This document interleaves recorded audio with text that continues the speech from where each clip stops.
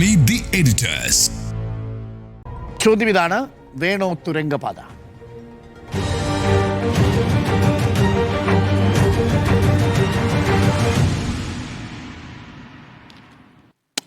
പിയാസുനിൽ നിന്ന് തുടങ്ങാം. പിയാസുനിൽ, വയനാടുകാരുടെ ചിരകാലാഭിലാഷമാണ് ഈ തുരങ്കപാത എന്നുള്ളത്. കാര്യം അവർ ചുരത്തിൽ കുടുങ്ങി.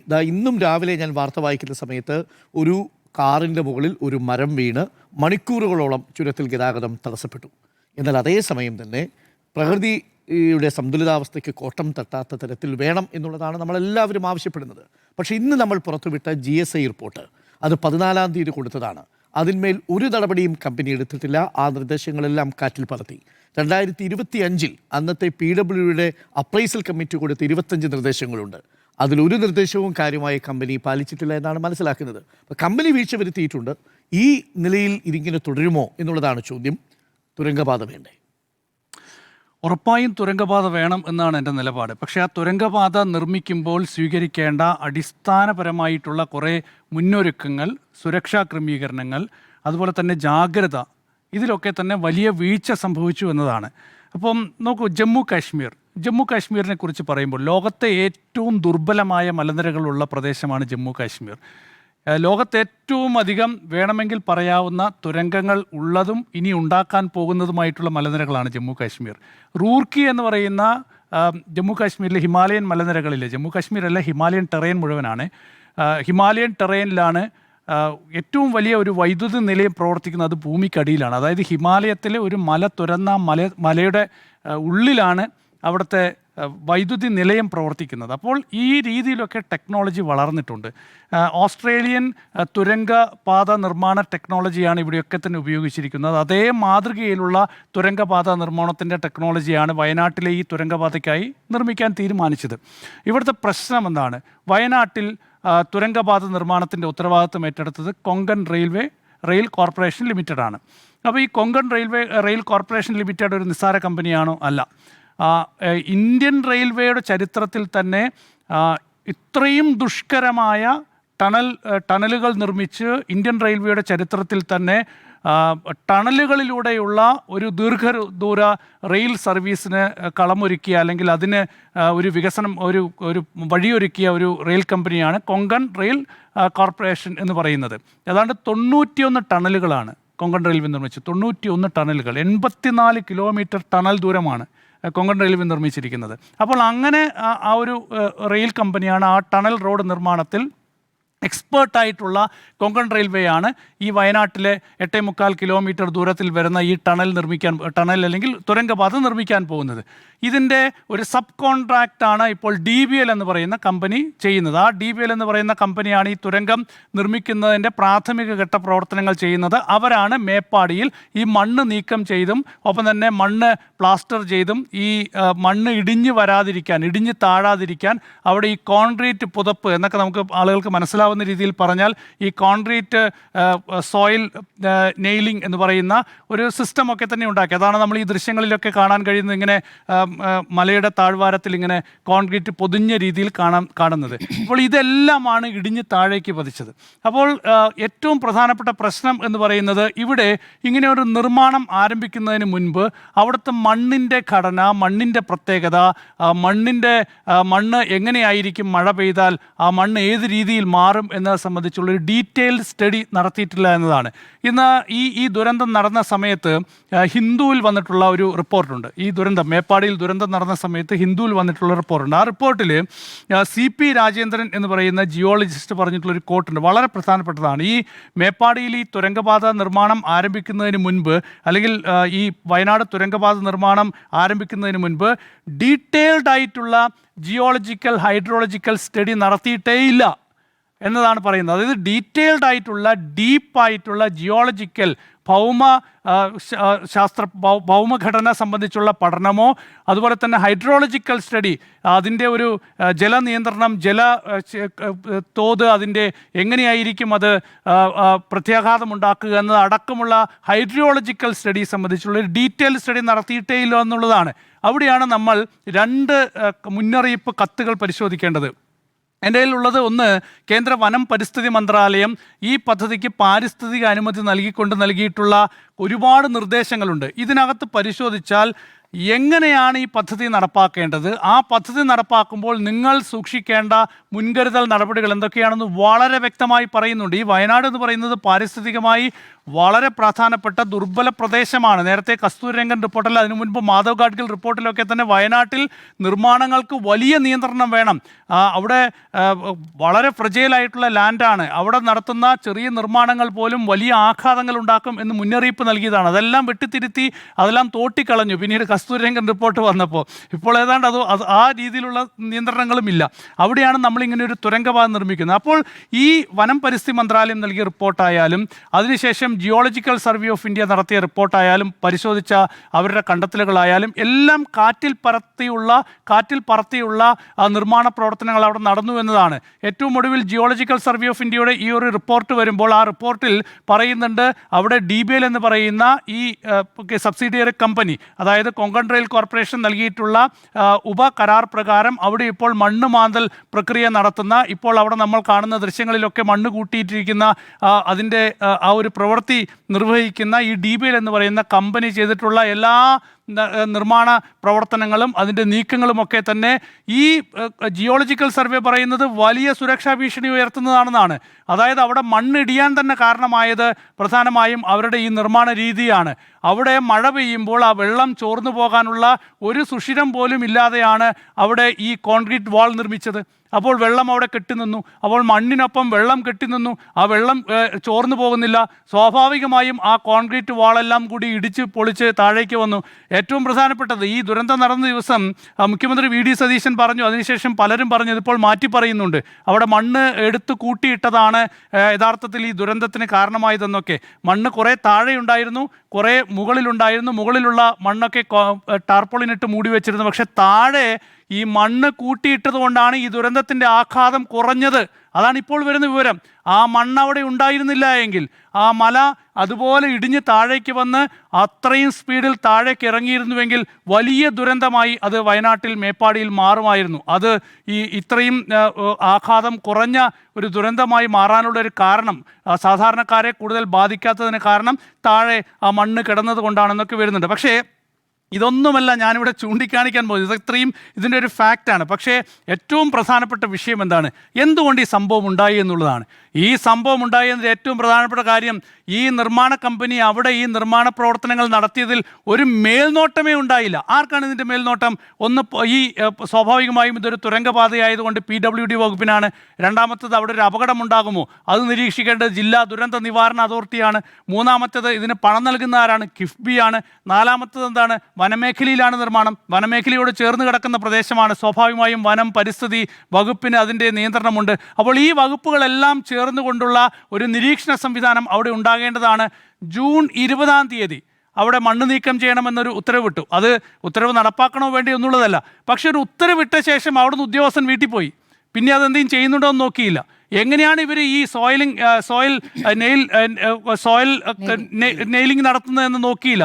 റോക്കിലാണ് യഥാർത്ഥത്തിൽ അത് നടത്തേണ്ടിയിരുന്നത്, പാറക്കെട്ടിലാണ് നടത്തേണ്ടത്. പാറക്കെട്ടിൽ സുഷിരങ്ങൾ ഉണ്ടാക്കി അതിൽ കമ്പികൾ താഴ്ത്തി വെച്ച് അതിൽ കോൺക്രീറ്റ് ചെയ്തൊക്കെയാണ് ഉണ്ടാക്കേണ്ടിയിരുന്നത്. അതങ്ങനെയല്ല ഉണ്ടാക്കിയത്. അങ്ങനെയല്ല ഉണ്ടാക്കുന്നത് എന്ന് ചൂണ്ടിക്കാണിച്ചുകൊണ്ട് തിരുത്തിക്കാനുള്ള ഒരു സംവിധാനം അവിടെ ഉണ്ടാക്കിയില്ല. അപ്പോൾ തെരഞ്ഞെടുപ്പ് കഴിഞ്ഞു, അവിടെ ഉദ്യോഗസ്ഥരൊക്കെ വലിയ ആലസ്യത്തിലായി, ട്രാൻസ്ഫറുകളുടെ ആഘോഷത്തിലായി. അപ്പോൾ അങ്ങനെയുള്ള ഒരു സാഹചര്യത്തിൽ അവിടെ ഈ നിർമ്മാണ പ്രവർത്തനങ്ങൾ ഏത് രീതിയിലാണ് നടക്കുന്നത് എന്നത് സംബന്ധിച്ച് നിരീക്ഷിക്കാനുള്ള ഒരു സംവിധാനവും ഉണ്ടായില്ല. ആ സംവിധാനത്തിൻ്റെ പരാജയമാണ് യഥാർത്ഥത്തിൽ മേപ്പാടിയിൽ ഇപ്പോഴുണ്ടായ ദുരന്തത്തിന് കാരണം.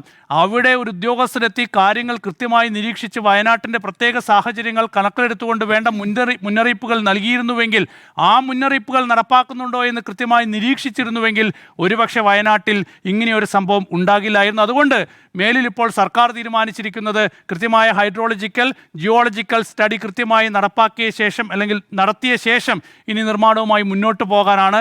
അതുകൊണ്ട് മേലിലെങ്കിലും നിരീക്ഷണ സംവിധാനം ശക്തമാക്കുക, അവിടെ വീഴ്ചകൾ ഉണ്ടാകുന്നില്ല എന്ന് ഉറപ്പുവരുത്തുക, അവിടെ കൃത്യമായി തന്നെയാണ് ഈ നിർമ്മാണ കമ്പനികൾ മുന്നോട്ട് പോകുന്നത് എന്ന കാര്യം കൃത്യമായി പരിശോധിക്കുക. അങ്ങനെ എല്ലാ കുറവുകളും എല്ലാ പാളിച്ചകളും പരിഹരിച്ച് വേണം ഈ തുരങ്ക നിർമ്മാണം മുന്നോട്ട് കൊണ്ടുപോകാൻ. തീർച്ചയായും വയനാട്ടുകാരുടെ ചിരകാലാഭിലാഷമാണ്, കേരളത്തിൻ്റെ തന്നെ വലിയ ഒരു പദ്ധതിയായിരിക്കും ഒരുപക്ഷെ ഇത്. അതുകൊണ്ട് അത് നടപ്പാക്കുക തന്നെ വേണം. അത് നടപ്പാക്കുമ്പോൾ ജാഗ്രത അത് വേണം, അതിനായുള്ള നടപടികൾ സ്വീകരിക്കണം. ചോദ്യം ഇതാണ്, വയനാട് തുരങ്കപാത വേണോ എന്നതാണ്. സ്മൃതി, ഈ തുരങ്കപാത എന്നുള്ളത് വയനാട്ടുകാരുടെ ഒരു ആവശ്യമാണ്. അവരുടെ ജീവിതം മുന്നോട്ട് കൊണ്ടുപോകാൻ, അല്ലെങ്കിൽ ഈ കോഴിക്കോടും വയനാടിനെയും തമ്മിൽ കണക്ട് ചെയ്തുകൊണ്ട് ജീവിതം മുന്നോട്ട് പോകാൻ ഏറ്റവും പ്രധാനപ്പെട്ട ഒരു കാര്യം അവരിപ്പോൾ ഗതാഗത ബുദ്ധിമുട്ട് നേരിടുന്നു എന്നുള്ളതാണല്ലോ. ആ തുരങ്കപാത അവിടെ വേണമെന്ന് ചോദിക്കുമ്പോൾ തുരങ്കപാത വേണം, പക്ഷേ ഈ പറയുന്ന ഇടത്ത് വേണോ എന്നുള്ള ചോദ്യമുണ്ട്. ഈ പ്രദേശം അത്രത്തോളം അപകട സാധ്യതയുള്ള, ഇതിനകം തന്നെ ദുരന്തങ്ങൾ ഉണ്ടായ ഇടമാണ്. ഈ ചുരൽമല മുണ്ടക്കൈ ബെൽറ്റിൽ തന്നെയാണ് ഈ തുരങ്കം നിർമ്മാണം നടക്കുന്നതെന്നുള്ളതാണ്. അവിടെ ദുർബലമായ പ്രദേശമാണ്. പശ്ചിമഘട്ടം കടന്നുകൊണ്ടുപോകുന്ന അല്ലെങ്കിൽ പശ്ചിമഘട്ടത്തെ തുരന്നുകൊണ്ടുപോകുന്ന മൂന്നാമത്തെ ഒരു തുരങ്കപാതയാണ്. അപ്പോൾ ആ രൂപത്തിലൊരു തുരങ്കപാത പ്രകൃതിയോട് കളിച്ചാൽ പ്രകൃതി നൽകുമെന്നതിൻ്റെ അടുത്ത പാഠമായത് വരികയാണ്.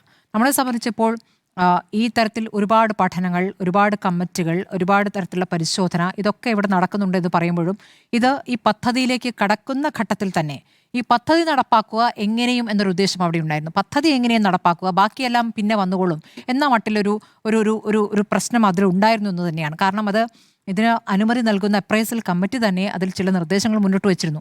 ഇന്ന കാര്യങ്ങൾ ചെയ്താൽ മാത്രമേ പദ്ധതിയുമായി മുന്നോട്ട് പോകാൻ കഴിയുള്ളൂ, അത് ചെയ്തു കൊള്ളാമെന്നുള്ള ഉറപ്പുകളാണ് പാലിക്കപ്പെടാതെ പോയിട്ട്. അത് എങ്ങനെയൊക്കെ ഏതൊക്കെ ഘട്ടത്തിൽ അത് നടപ്പാക്കിയില്ല എന്നുള്ള കാര്യത്തിൻ്റെ ദൃശ്യങ്ങളാണല്ലോ ഇപ്പോൾ നമ്മൾ അറിയുന്നത്. ഇപ്പോൾ ഈ പറയുന്ന ജിയോളജിക്കൽ സർവേ 14 ദിവസം മുമ്പ് നൽകിയ റിപ്പോർട്ട്, അതിൽ തന്നെ ഈ നിർമ്മാണത്തിൽ വന്നിരിക്കുന്ന പാകപ്പിഴകൾ ചൂണ്ടിക്കാണിക്കുകയാണ്. കള്ളാടിയിലെ ഈ അപ്രോച്ച് റോഡിന് വേണ്ടി മണ്ണ് വെട്ടുമ്പോൾ 21 ഡിഗ്രി ചെരുവിൽ തട്ടുകൾ നിർമ്മിക്കണമെന്ന നിർദ്ദേശമാണ് ഉണ്ടായിരുന്നത്. പക്ഷേ അത് 60 ഡിഗ്രിയിലാണ് അത് തിരിച്ചിരിക്കുന്നത്. അത് വലിയ ദുരന്തത്തിന് സാധ്യതയുള്ള കാര്യമാണ്. അത് സംഭവിച്ചിട്ടുണ്ട്. പിന്നെ ഈ പറയുന്ന സുരക്ഷാ ഭിത്തി, ഒരു സുരക്ഷയുമില്ലാതെയാണ് സുരക്ഷാ ഭിത്തി നിർമ്മിച്ചിരിക്കുന്നത്. അവിടെ ഈ വെള്ളം കടന്നു പോകുന്നതിന് വേണ്ട ഹോളുകൾ അത് കൃത്യമായി ഉണ്ടാക്കിയിരുന്നില്ല എന്ന് പറയുന്നു. ഇനി അതല്ല, ഒരു വലിയ ദുരന്തം ഉണ്ടാകുകയാണെങ്കിൽ ഈ സുരക്ഷാ ഭിത്തിയൊക്കെ തകർന്നു പോകുമായിരിക്കാം. പക്ഷേ സാധാരണഗതിയിൽ നിർമ്മിക്കേണ്ട, അത് ശാസ്ത്രീയമായി നിർമ്മിക്കാനുള്ള മാർഗ്ഗങ്ങൾ അതിൽ പറയുന്നു. ഈ പറയുന്ന 81 ടണലുകൾ നിർമ്മിച്ച കൊങ്കൺ ഇത് നിർമ്മിക്കുമ്പോൾ സബ് കോൺട്രാക്ട് നൽകുമ്പോൾ അത് അവർ നടപ്പാക്കുന്നുണ്ടോ എന്ന് നോക്കാൻ കൊങ്കണിന് ഉത്തരവാദിത്തമുണ്ടല്ലോ. അതീ പറയുന്ന PWDയുടെ ഉത്തരവാദിത്വം PWD പല നിർദ്ദേശങ്ങളായി മുന്നോട്ട് വയ്ക്കുന്നു. അവർ കത്തായും ഉത്തരവായും അവിടേക്ക് പോയിട്ടായാലും നൽകിയ നിർദ്ദേശങ്ങൾ നടപ്പായിട്ടില്ല എന്നാണ്. ഇപ്പോൾ നോക്കൂ, ഈ മണ്ണ് കൂട്ടിയിട്ടത് ദുരന്തമായിട്ടില്ലെന്ന് പറഞ്ഞു. മണ്ണ് കൂട്ടിയിട്ട് നമ്മൾ ഈ പറയുന്ന ടാർപോളിൻ ഷീറ്റ് കാണുമ്പോൾ അതിനടിയിലെ മണ്ണ് വെള്ളം തൊടാതെ നിൽക്കുകയല്ലോ, അതവിടെ ഈർപ്പം അവിടെ ഊറിക്കൂടിയാണ്. ആ മണ്ണ് ആ തരത്തിൽ കുതിർന്നു പോയിട്ടുണ്ടെന്നൊരു യാഥാർത്ഥ്യം അവിടെ നിൽക്കുന്നുണ്ട്. ആ മണ്ണ് ഒന്നും സംഭവിച്ചിട്ടില്ല എന്ന് പറയുന്നത് ശരിയല്ല. ഈ പറയുന്നത് ശരിയാണ്, ഫോറസ്റ്റ് ലാൻഡിൽ നിന്നാണ് ഈ ലാൻഡ് സ്ലൈഡ് ഉണ്ടായിരിക്കുന്നത്. പിന്നെ അങ്ങോട്ട് സംഭവിക്കുന്ന കാര്യങ്ങൾ അവിടെ നിൽക്കുന്നു. അതിനെ തടയിടാൻ ഈ മണ്ണിന് സാധിച്ചു എന്ന് പറയുന്നത് എത്രത്തോളം യാഥാർത്ഥ്യമാണ് നമ്മൾ കണ്ടതല്ല. ഒരു വലിയ ലോറിയും അടക്കം ഒഴുകിപ്പോ നമ്മൾ കാണുന്നതാണ്. മെയിൻ റോഡിൽ നിന്ന് ഈ റോക്ക് കട്ട് ചെയ്യുന്ന സ്ഥലത്തേക്ക് എത്താൻ ഏതാണ്ട് 300 മീറ്റർ ദൂരമുണ്ട്. അവിടെ ഏതാണ്ട് 20 അടി 30 അടി ഉയരത്തിൽ മണ്ണുണ്ട്. അപ്പോൾ ഈ മണ്ണ് ഇവിടെ നിന്ന് ഇളക്കി മുകളിലേക്ക് വെച്ച് അതിന് മുകളിലാണ് ടാർപോളിൻ വെച്ച് അടച്ചു വെച്ചിരിക്കുന്നത്. അവിടെ മഴ തട്ടുന്നില്ല. അതിന് മുകളിൽ വേറൊരു ഡ്രൈനേജിങ് സിസ്റ്റം ഉണ്ടാക്കിയിട്ടുണ്ട് വെള്ളം ഒഴുകിപ്പോകാനായി. അതുകൊണ്ട് ഈ മണ്ണാണ് നീക്കം ചെയ്യണമെന്ന് ആവശ്യപ്പെട്ടത്. അത് നീക്കം ചെയ്തില്ല. അത് നീക്കം ചെയ്തത് അതാണ് അന്ന് ഈ കമ്പനി ഉദ്യോഗസ്ഥർ കാണിക്കുന്നത് ആ മണ്ണ് അവിടെ തന്നെ ഉണ്ട് എന്നുള്ളത്. യഥാർത്ഥത്തിൽ ഈ താഴെ മണ്ണ് കുറച്ചുകൂടി നീക്കം ചെയ്യാനുണ്ട് നോർമലി. അത് കൂട്ടിയിട്ടതാണ്. അപ്പോൾ കമ്പനി ഉദ്യോഗസ്ഥർ പറയുന്നത് ഈ മണ്ണ് കൂട്ടിയിട്ടതല്ല ദുരന്ത കാരണമെന്ന് പറയുമ്പോൾ കമ്പനി ഉദ്യോഗസ്ഥരുടെ തന്നെ മറ്റു വീഴ്ചകളാണ് നമ്മുടെ മുന്നിലേക്ക് വരുന്നത്. ഈ സുരക്ഷാ ഭിത്തി അടക്കമുള്ള കാര്യങ്ങൾ അതാണ്. കമ്പനി ഉദ്യോഗസ്ഥർ ഇത് പറയുമ്പോൾ അവർക്ക് അവരുടെ ജീവനക്കാരും ഉദ്യോഗസ്ഥരും തന്നെയാണ് ഇപ്പം മരിച്ചിരിക്കുന്നത് അല്ലേ. എഞ്ചിനീയറുടെ മൃതദേഹം അടക്കം ഇപ്പം പുറത്തേക്ക് എടുത്തതിലുണ്ട്. അപ്പോൾ ഈ പറയുന്ന കാര്യങ്ങൾ വലിയ വീഴ്ച സംഭവിച്ചിട്ട് ഉണ്ട് എന്നുള്ള കാര്യം. മണ്ണിന്റെ കാര്യത്തിൽ മണ്ണ് നീക്കം ചെയ്യാൻ അതിനൊരു സ്ഥലം കണ്ടെത്തണം എന്നുള്ളത് കൃത്യമായി ഉത്തരവിലുണ്ടായിരുന്നു. സ്ഥലം കണ്ടെത്തി എന്ന് പറയുന്നു. 2-3 ഇടത്ത് സ്ഥലം കണ്ടെത്തി എന്ന് പറയുന്നു. ആ ഉത്തരവുമായി അവിടെ ചെല്ലുമ്പോൾ അവിടെ തടസ്സമുണ്ടായി. കോടതിയിൽ പോയി സ്റ്റേ വാങ്ങി. അപ്പോൾ സ്റ്റേ വാങ്ങിക്കഴിഞ്ഞാൽ പിന്നെ എങ്ങനെയാണ് ഇവിടെ മണ്ണെടുക്കുക? ആദ്യം ഈ പ്രാഥമികമായ കാര്യങ്ങൾ ചെയ്തിട്ട് വേണമല്ലോ മണ്ണെടുക്കാൻ. അപ്പോൾ ഇത് ചെയ്യാതെ അവിടെ മണ്ണ് കൂട്ടിയിടാൻ എങ്ങനെ സാധിക്കുന്നു എന്നുള്ളത്. അപ്പോൾ തുടക്കം മുതലേ പാളുന്നു എല്ലാ കാര്യങ്ങളും എന്നുള്ളതാണ്. ഇനിയിപ്പോൾ പറയുന്ന ഒരു കാര്യം, ഈ മണ്ണെടുക്കുന്നതിൽ മാത്രമേ പ്രശ്നമുള്ളൂ, ഈ പാറയിലേക്ക് പോകുമ്പോൾ കുഴപ്പമുണ്ടാകില്ല.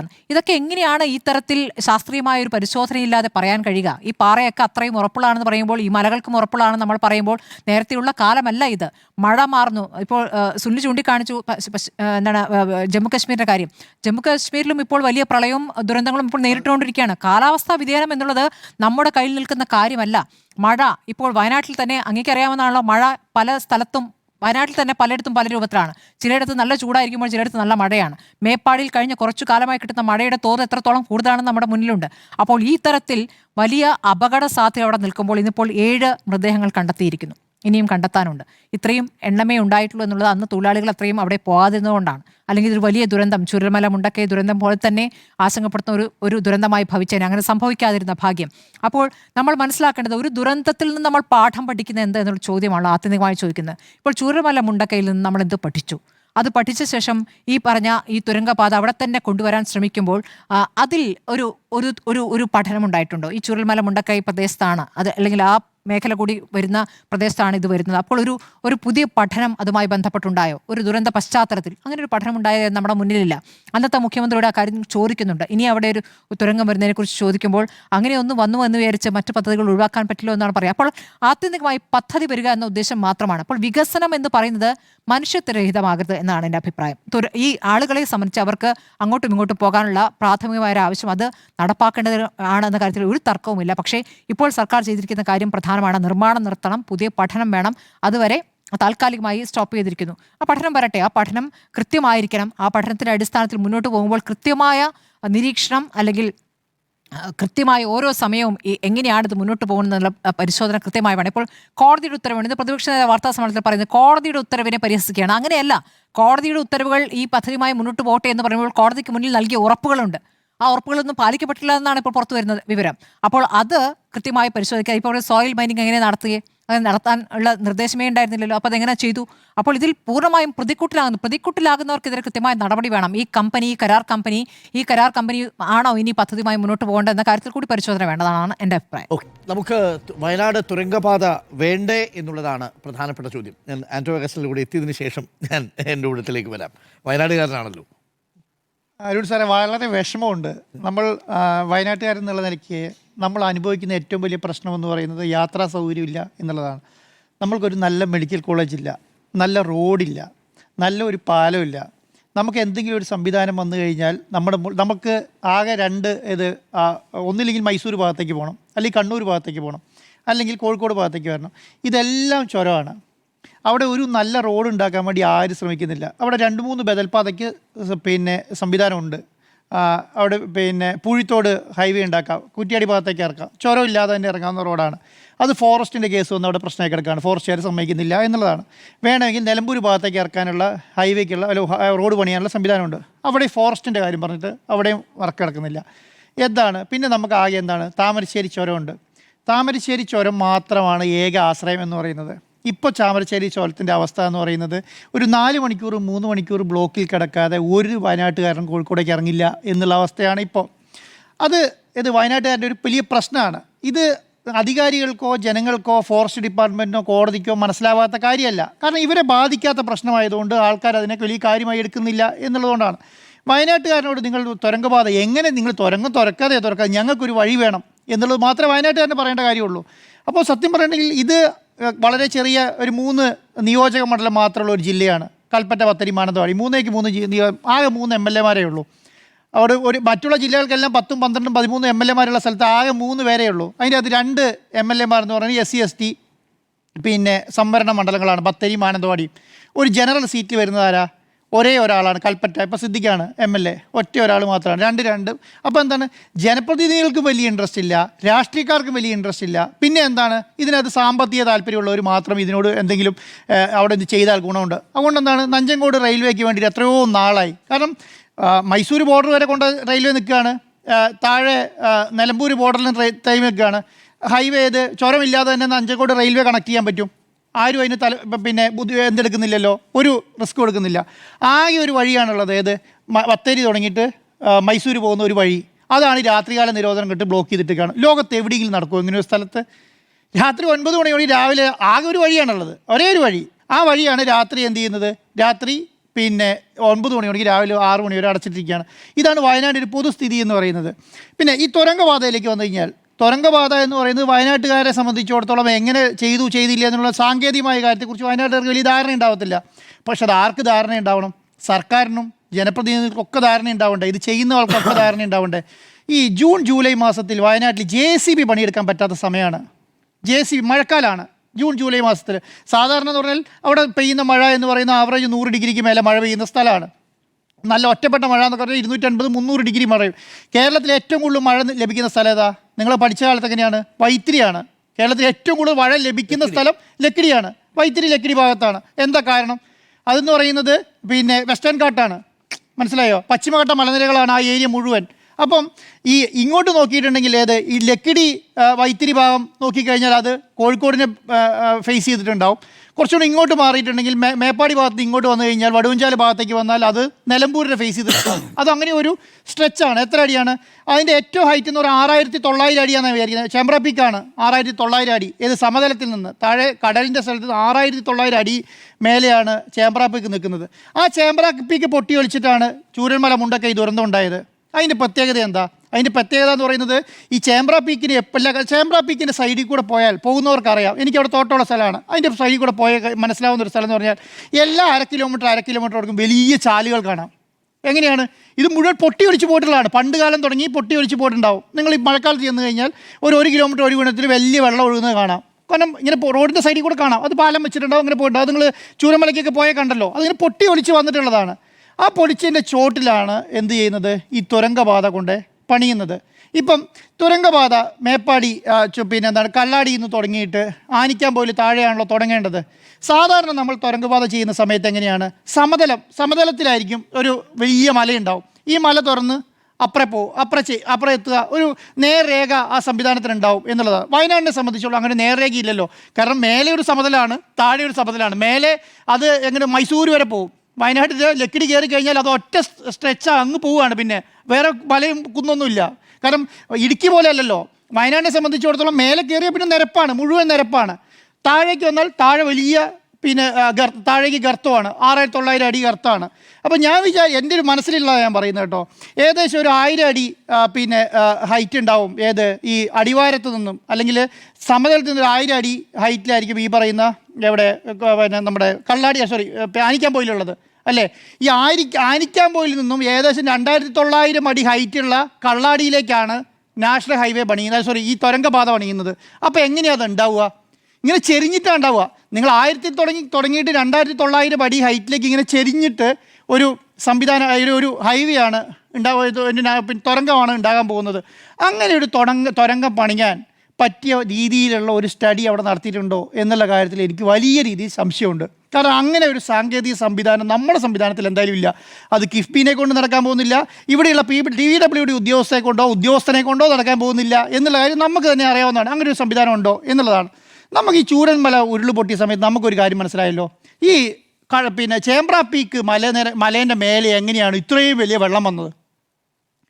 ഒരു മിനിറ്റിൽ എത്രയോ ഘനമടി, അത് ഒരു ഏരിയ മുഴുവൻ ഒലിച്ചു പോകാൻ പാകത്തിന് വെള്ളം എങ്ങനെയാണ് അതിൻ്റെ മേലെ വന്നേ? അപ്പോൾ അവിടെ ഒരു വാട്ടർ സ്റ്റോറേജ് ഉണ്ടാവുമല്ലോ. വാട്ടർ സ്റ്റോറേജ് ഉണ്ടല്ലോ. അതിന് നമ്മളെന്താ പറയുക, ഭൂഗർഭജലം. വയനാടിൻ്റെ ഏറ്റവും പ്രത്യേകതയാണ്. വയനാട്ടിൽ എല്ലാ കാലത്തും മല പൊട്ടുന്ന സമയത്ത് ഭൂഗർഭജലത്തിന് അവിടെ ഒരു സ്രോതസ് ഉണ്ടാവും. ആ സ്രോതസ്സിൽ നിന്നാണ് ഏതുണ്ടാകുന്നത്? ചാലിയാർ പുഴയുണ്ടാകുന്നത്. ചാലിയാർ എന്ന് പറയുന്നത് മലബാറിലെ ഏറ്റവും വലിയൊരു പുഴയാണ് അല്ലേ, വലിയൊരു നദിയാണ്. ആ നദി ഉണ്ടാകുന്നത് ഈ ചേമ്പ്ര പീക്കിൻ്റെ ടോപ്പിൽ നിന്നാണ്. ആ ചേമ്പ്ര പീക്ക് തുറക്കുന്ന സമയത്ത് നമ്മളൊന്ന് ആലോചിക്കണ്ടേ, ഇതിൻ്റെ അകത്ത് ഇങ്ങനെ ഒരു പ്രശ്നമുണ്ടോ ഇല്ലയോ എന്നുള്ള കാര്യം ആലോചിക്കണ്ടേ? അങ്ങനെ ആലോചിച്ച ഒരാളെ വയനാട്ടുകാരനായി കാണിച്ചു തരാൻ പറ്റുമോ? ഞാൻ അതിനെ വലിയ പരിസ്ഥിതി പ്രവർത്തനം ഒന്നും പറയുന്നില്ല. അവിടുത്തെ പരിസ്ഥിതി പ്രവർത്തനമൊന്നും ഞാൻ വലിയ രീതിയിൽ വിശ്വസിക്കുന്ന ആളുമല്ല. കാരണം അവർക്ക് അവരുടേതായ അജണ്ട വെച്ച് കുറച്ച് പരിസ്ഥിതി പ്രവർത്തനം മുന്നോട്ട് പോകുന്നു എന്നതിനേക്കാളും അപ്പുറം അവർക്ക് അവിടെ വലിയ പരിസ്ഥിതി സ്നേഹമൊന്നും അവിടെ കാണിക്കുന്നത് ഞാൻ കണ്ടിട്ടില്ല. അവർക്ക് അവരുടേതായ സംവിധാനങ്ങളൊക്കെ പരിസ്ഥിതി സ്നേഹത്തിന് മേലെയുണ്ട്. പക്ഷേ ഏതെങ്കിലും വയനാട്ടുകാർ ഒരു 4 പേരെ ആ കമ്മിറ്റിയിൽ ഉൾപ്പെടുത്തിയാൽ ഈ പറയുന്ന പ്രശ്നം ഉണ്ടാവുമെന്ന് ഞാൻ വിചാരിക്കുന്നില്ല. അറിയാവുന്ന ഒരു 4 പേരെ ഒരാളെ ഉൾപ്പെടുത്തിയിട്ടില്ല. ആരാണ് പണിയുന്നത്? കൊങ്കൺ റെയിൽവേയാണ് പണിയുന്നത്. കൊങ്കൺ റെയിൽവേ ഏതാ? ഈ സൗത്ത് ഇന്ത്യയിൽ ഏതെങ്കിലും ഒരു തുരങ്കം പണിതിട്ടുണ്ടോ? ഒരെണ്ണം പണിത ആൾക്കാരാണോ സൗത്ത് ഇന്ത്യയിൽ? ഇത് പിന്നെ നമ്മുടെ ഒരു നിയമത്തിൻ്റെ ഒരു അവസ്ഥ ഞാൻ പറഞ്ഞുതരാം. ഇപ്പം നിങ്ങൾ നേരത്തെ പറഞ്ഞല്ലോ, ഒരു തുരങ്കം നമ്മൾ തുറക്കുന്നത് എവിടെ നിന്നാണ് തുറക്കുന്നത്? പാറയാണ് തുറക്കുന്നത്. പാറയ്ക്ക് മുൻപിലുള്ള മണ്ണുകൾ മുഴുവൻ എടുത്തു മാറ്റിയിട്ടാണല്ലോ തുറക്കുകയാണ് സാധാരണ ചെയ്യുക എന്നുള്ളത്. ഇവിടെ എന്താണ് സംഭവിച്ചിരിക്കുന്നത്? ഇങ്ങനെ തുറങ്ങാൻ പോകുന്നതിൻ്റെ റൈറ്റ് സൈഡിലും ഭിത്തിയാവും, ലെഫ്റ്റ് സൈഡിലും ഭിത്തിയാവും. അങ്ങനെയാണല്ലോ നമ്മൾ തുറക്കുന്ന സമയത്ത് റൈറ്റ് സൈഡിൽ ഭിത്തിയാവുമല്ലോ. ഞാൻ നോക്കുന്ന സമയത്ത് എന്താ കാണുന്നത് അറിയോ? ലെഫ്റ്റ് സൈഡിലെ ഭിത്തി അതാണല്ലോ ഇപ്പോൾ ഇടിഞ്ഞിങ്ങോട്ട് പോകുന്നത്. ഇടിഞ്ഞിൻ്റെ 15 അടി അപ്പുറം ആരെ സ്ഥല ഫോറസ്റ്റ് ഭൂമിയാണ്. അപ്പം ഇവര് ഭയങ്കര ഇക്കോളജി സർവേയും പിന്നെ ഫോറസ്റ്റ് ഡിപ്പാർട്ട്മെൻറ്റ് PWD ഡിപ്പാർട്ട്മെൻ്റ് ഒക്കെ കൂടി ഇരുന്നിട്ട് എടുത്ത തീരുമാനമാണല്ലോ. ഈ 15 അടി അപ്പുറേ ഫോറസ്റ്റ് ഭൂമി ഉള്ളപ്പോൾ ഞാൻ ചോദിക്കുന്നത്, ഇങ്ങനെ കുത്തനെ വെട്ടിക്കീറി വെച്ചിട്ടുണ്ടെങ്കിൽ ഇത് ഇടിഞ്ഞില്ല എന്നാണോ വിചാരിക്കുന്നത്? പ്രത്യേകിച്ച് വയനാട് പോലെ സ്ഥലത്ത് എവിടെ വേണേൽ ഇടിച്ചോളൂ. നിങ്ങളെ കുത്തനെ ഇങ്ങനെ മണ്ണെടുത്ത് മാറ്റിയാൽ ഇത് ഇടിയില്ലേ? അതിവിടെ മണ്ണ് കൂട്ടിയതൊക്കെ മാറ്റി വെച്ചോളൂ, ഇടിയില്ലേ? സാധാരണ നമ്മുടെയൊക്കെ നാട്ടിൽ സാധാരണ നമ്മളൊരു വീടിൻ്റെ തറ മണ്ണെടുക്കുന്ന സമയത്ത് നമ്മളൊരു സ്ലോപ്പ് കൊടുക്കും, ഒരു 4 or 5 സ്ലോപ്പ് കൊടുക്കും. എനിക്ക് നോർമലി അറിയാവുന്ന കണക്ക് വെച്ചിട്ട് 1 മീറ്ററിന് 1.5 മീറ്റർ സ്ലോപ്പാണ് കൊടുക്കുക. 1 മീറ്ററിന് 1.5 മീറ്റർ, ഏകദേശം ഒരു 20 മീറ്റർ ഹൈറ്റാണ് ഉള്ളതെങ്കിൽ എത്ര വേണം? 20 മീറ്റർ എന്ന് പറഞ്ഞാൽ ഏകദേശം 30 മീറ്റർ സ്ലോപ്പ് വേണം. എങ്കിൽ മാത്രമാണ് ഇത് ഇടിഞ്ഞാതിരിക്കുള്ളൂ, അല്ലേ? ഈ 30 മീറ്റർ സ്ലോപ്പ് പോകത്തിന് കണ്ട 15 അടിക്കപ്പുറേ എന്താണ്? ഫോറസ്റ്റ് ഭൂമിയാണ്. 15 അടിക്കപ്പുറം ഫോറസ്റ്റ് ഭൂമിയാണ്. ആ ഫോറസ്റ്റ് ഭൂമി ഫോറസ്റ്റുകാർ കയ്യിൽ വെച്ചിട്ടാണ് പറയുന്നത് എന്ത്? നിങ്ങളിവിടെ മതിൽ കെട്ടിയില്ല എന്നുള്ളതാണ്. ഈ സോയിൽ നെയിലിംഗ് എന്ന് പറഞ്ഞ സംവിധാനം ഉണ്ടല്ലോ. എനിക്കറിയാവുന്ന രീതിയിൽ ഞാനൊരു കാര്യം പറയാം. സോയിൽ നെയിലിംഗ് എന്താണ്? ഉറപ്പുള്ള ഭിത്തിയിൽ അതിന് മേലെ നമ്മുടെ ഇരുമ്പിൻ്റെ മെഷ് എന്ന് പറഞ്ഞാൽ ഇരുമ്പിൻ്റെ നെറ്റ് അടിച്ചതിന് ശേഷം അതിലേക്ക് സിമെൻറ്റ് പതിപ്പിക്കുന്ന പരിപാടിയാണ്. അത് എന്തിനാണ് സാധാരണ ഉപയോഗിക്കുക? ഉറപ്പുള്ള ഭിത്തിയിൽ നിന്ന് മണ്ണും ചെളികളെല്ലാം ഒളിച്ച് റോഡിലേക്ക് വീഴാതിരിക്കാൻ ഉപയോഗിക്കുന്ന ഒരു സാധനമാണ് ഈ സോയിൽ ലൈനിങ് എന്ന് പറയുന്നത്, അല്ലേ? ഈ സ്ഥലത്ത് ഇങ്ങനെ കുത്തനെ വെട്ടിക്കീറി വെച്ചിട്ട് അതിന് മേലെ സോയിൽ ലൈനിങ് നടത്തിയാൽ മതിയോ? വേണ്ട. അവിടെ റോക്കുണ്ടോ? ഞാൻ ഈ 2 ദിവസമായിട്ട് സത്യം പറഞ്ഞാൽ ഞാൻ ഉണ്ടായിരുന്നില്ല, പക്ഷേ വാർത്ത നല്ല രീതിയിൽ കേൾക്കുന്നുണ്ടായിരുന്നു. ഒരു കാര്യം റോക്ക് വേണ്ടേ അവിടെ? റോക്ക് എവിടെ? റോക്കിലേക്ക് എത്തിയിട്ടില്ല. റോക്ക് മുന്നിൽ തുറക്കാൻ പോകുന്നതേ ഉള്ളൂ. അതിലേക്ക് പോകുന്ന വഴിയാണ് ഈ സോയിലിങ്. അവിടെ റോക്ക് ലൈനിങ് നടത്തിയിട്ടില്ല എന്ന് പറയുന്നത്. അവിടെ റോക്ക് വേണ്ടേ? അവിടെ ആകെ ചെയ്യാൻ കഴിയുന്നത് എന്താണ്? ഒന്നിലും വലിയ രീതിയിൽ അടിയിൽ ഫൗണ്ടേഷൻ വലിയ രീതിയിൽ താത്തി വലിയ രീതിയിൽ റീറ്റെയിനിങ് വാളിട്ട് കയറിയിട്ടുണ്ടെങ്കിൽ പറ്റും, അല്ലേ? അങ്ങനെയല്ലേ സാധാരണ നമ്മൾ ചെയ്യുക. ഇതിന് നമ്മളിങ്ങനെ വലിയ രീതിയിൽ പറഞ്ഞു ഇതാണ് ടെക്നിക്കൽ നെയിം, ഇങ്ങനെ പറയാൻ പാടുള്ളൂ. ഗുഹയ്ക്ക് തുരങ്കയ്ക്ക് ഇത് നിങ്ങൾ ടെക്നിക്കൽ നെയിമേ ഉപയോഗിക്കാൻ പാടുന്ന പറഞ്ഞാൽ നമ്മളെ കൺഫ്യൂഷനാക്കുകയാണ്. സിമ്പിൾ ഇത്രയേ ഉള്ളൂ. നേരെ വെട്ടിക്കീറി വെച്ചിട്ട് അതിന് മേലെ ഇവന്മാർ നെറ്റ് അടിച്ച് അതിന് മേലെ സ്പ്രേ ചെയ്ത് വെച്ചേക്കാണ് കോൺക്രീറ്റ്. അതെല്ലാം കൂടി ഇടിഞ്ഞ് താഴെ വീണു എന്നുള്ളതാണ് സത്യം. അതിന് നിങ്ങൾ സോയിൽ നെയിലിംഗ് നടത്തിയിട്ടില്ല, നിങ്ങൾ റോക്ക് നെയിലിംഗ് നടത്തിയിട്ടില്ല എന്നൊക്കെ പറഞ്ഞ് നമ്മളെ കൺഫ്യൂഷനാക്കാണ്. അരുൺ സാറേ, ഒന്നും വേണ്ട. നിങ്ങൾ ഒരു 30 മീറ്റർ ചെരുവിൽ ആ സാധനം ചെയ്തിരുന്നത് ഇടിഞ്ഞു വീഴില്ല. സിമ്പിൾ ഇത്രയേ ഉള്ളൂ, അത്രേ ഉള്ളൂ. തുടക്കത്തിൽ നിന്ന് ചെരിയുന്നത് ഒരു 30 മീറ്റർ സ്ലോപ്പ് ഇട്ടാൽ തരില്ല, സ്ലോപ്പ് ഇടാൻ കഴിയില്ല. 15 അടിക്ക് അപ്പുറം എന്താ? ഫോറസ്റ്റാണ്. അപ്പോൾ അതുകൊണ്ടാണ് ഈ കൊങ്കൺ റെയിൽവേ ഉദ്യോഗസ്ഥൻ എന്ന് പറയുന്നത് ഈ റോക്ക് ഫോറസ്റ്റ് ഇടിഞ്ഞിങ്ങ് പോന്നു. ഫോറസ്റ്റ് ഇടിഞ്ഞു പോരുന്നേ. കാരണം കുത്തനെ കെട്ടി വെച്ചാൽ ഫോറസ്റ്റ് ഇടിഞ്ഞു പോരാ. ഇങ്ങനെ പുറകിൽ ഫോറസ്റ്റാണ്. ഈ ഭൂമിക്കറിയില്ലല്ലോ. നിങ്ങൾ ഫോറസ്റ്റ് കൈ വെച്ചിരിക്കുകയാണ്, നിങ്ങൾ വറ്റ വെച്ചിരിക്കുകയെന്ന് അറിയില്ലല്ലോ. മൊത്തം കൂടി ഇടിഞ്ഞു പോന്നു എന്നുള്ളതാണ് ഒരു കാര്യം. പിന്നെ അടുത്ത വലിയ ന്യായീകരണം ഞാൻ പറയുന്നത് മുഖ്യമന്ത്രി തുടങ്ങി സാധാരണ ഉദ്യോഗസ്ഥന്മാർ വരെയാന്ന് ഓർക്കണം കേട്ടോ. എന്താണ് സംഭവിക്കുന്നത്? ഒരു സംവിധാനം ഇടിഞ്ഞു വീഴുന്നു. ആദ്യം തന്നെ ഒരു ബ്ലെയിം ഒരാളുടെ പേരിൽ ഒരു ആരോപണം ഉന്നയിക്കുകയാണ്. അത് നിങ്ങൾ മണ്ണ് കൂട്ടി അടച്ചതുകൊണ്ടാണ് എന്നുള്ളത് പറയുകയാണ്. സാറേ, ഒരു നോർമൽ സംവിധാനമല്ലേ? ഒരു സ്ഥലത്ത് തുറക്കുന്ന സമയത്ത് ഈ മണ്ണ് കൊണ്ടിടാൻ ഒരു സ്ഥലം വേണം എന്നുള്ളത് സാധാരണ ഇപ്പം ഞാൻ പറയുന്നത് ഇപ്പം ഞാനൊരു വീടിന് തറയെടുക്കുകയാണെങ്കിൽ ആ വീടിന് തറയെടുക്കുന്ന മണ്ണ് കൊണ്ടിടാൻ ഒരു സ്ഥലം എത്തൂലേ? ഇത്രയും വലിയൊരു തുരങ്കം തുറക്കുന്ന സമയത്ത് അത് കൊണ്ടിടാനൊരു സ്ഥലമില്ല പോലും. അതെന്ത് ചെയ്തേക്കാണ്? താഴേന്ന് മണ്ണെടുത്ത് മേലേക്ക് വെച്ചിരിക്കുകയാണ്. നമ്മൾ സാധാരണ താഴേന്ന് മണ്ണെടുത്ത് പുറത്തേക്ക് കളയല്ലേ? ഇത് താഴേന്ന് മണ്ണെടുത്ത് മേലേക്ക് വെക്കുക. എന്നിട്ട് അതിന് പുതിയ ന്യായീകരണം കണ്ട് അത് ഉപയോഗിക്കാനൊരു സ്ഥലം ഞങ്ങൾക്ക് ഭാവിയിൽ എവിടെയാണ് സാറേ തുരങ്കം തുറക്കുന്ന സമയത്ത് ഭാവിയിൽ മണ്ണ് ഉപയോഗിക്കേണ്ടി വരിക? ആ സ്ഥലം ഒന്ന് പറഞ്ഞു തന്നാൽ ഈ മേലെ ഉപയോഗിക്കുന്ന മണ്ണ് ഉപയോഗിക്കാൻ വേണ്ടിയിട്ട്. ഒറ്റ കാര്യമുള്ളൂ സാറേ, ഇത് കൊണ്ടിടാൻ എന്തില്ല? സ്ഥലമില്ല. ഇതങ്ങനെ പറഞ്ഞാൽ മതി, ഈ സ്ഥലമില്ല. എന്നിട്ട് സർക്കാർ പറയുന്നു അത് കൊങ്കൺ കമ്പനീൻ്റെ ഉത്തരവാദിത്തമാണ് എന്നുള്ളത്.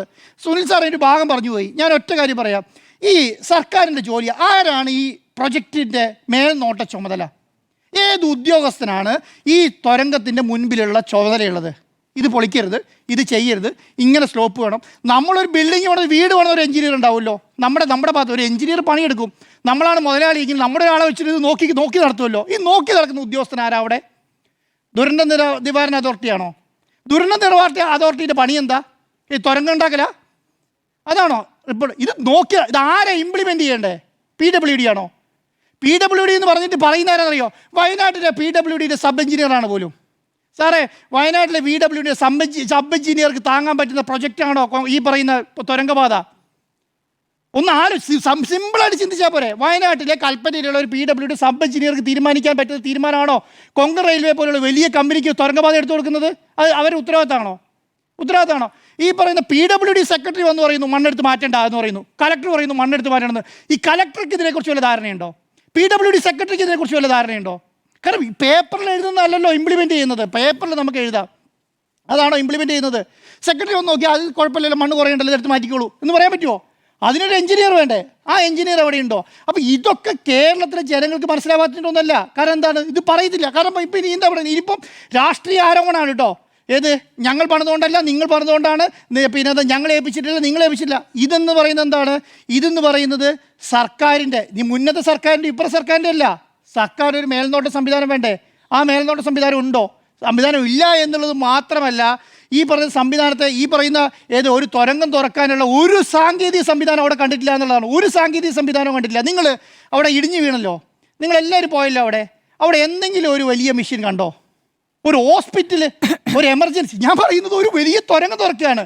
തുരങ്കത്തിൻ്റെ അകത്ത് എന്താ ഉള്ളത് നിങ്ങൾക്ക് അറിയോ? അപ്പം ഞാൻ സാധാരണ പറയുന്ന ഒരു കാര്യമുണ്ട്. എന്താണ്? വലിയ റോക്കിൻ്റെ പ്രത്യേകത എന്താ? ഒരു സ്ഥലത്ത് തുടങ്ങിയിട്ട് അതിൻ്റെ എഡ്ജ് വരെ റോക്കായിരിക്കും അല്ലേ? ഇവർക്ക് വല്ല ധാരണയുണ്ടോ? ഇതെന്താണ്? ഇത് ചേമ്പ്ര പീക്കാണ്. ഈ ചേമ്പ്ര പീക്കിൻ്റെ പ്രത്യേകത എന്താ? ഒറ്റ സ്ട്രെച്ചിന് ഈ പറയുന്ന റോക്ക് അങ്ങേ പിന്നെ ആനിക്കാൻ പോലും ഒരു ഉണ്ടാവുമെന്നാണ് ഇവർ വിചാരിച്ചിരിക്കുന്നത്.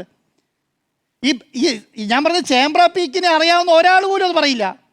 ഇവിടുന്ന് തുടങ്ങുന്ന റോക്ക് ഇത് ആനിക്കാൻ പോലും വരെ ഉണ്ടാവും എന്ന് വിശ്വസിച്ച് ഒരു വിശ്വാസത്തിന് മേലെ തുറക്കുകയാണ്. അതിനൊരു റിപ്പോർട്ട് നിങ്ങളിൽ ആരെങ്കിലും ഉണ്ടോ? നിങ്ങൾ ആരെങ്കിലും ഒരു റിപ്പോർട്ട് കണ്ടോ? ഈ റോക്കിൻ്റെ സ്ട്രെങ്ത് എത്രയാണ്, റോക്കിൻ്റെ ഏത് രീതിയിൽ വരെ ഉണ്ട് എന്നുള്ളത്. എന്നിട്ട് ഇന്നെന്താ പറയുന്നറിയോ? ഭൂഗർഭജലത്തിൻ്റെ പിന്നെ എന്താണ് അതിൻ്റെ പിന്നെ നീരൊഴുക്ക് നമുക്ക് അറിയാൻ കഴിയുന്നില്ല. അറിയാൻ കഴിയാതെയാണോ സാറേ ഈ പറയുന്ന ഇത് തുറക്കാൻ പോയത്? നിങ്ങളൊരു കാര്യം മനസ്സിലാക്കും. ഒരു മണ്ണ് കൂട്ടിയിരിക്കുന്നു, അതിന് മേലെ ഷീറ്റിട്ട് മറച്ചു വെച്ചിരിക്കുകയാണ്.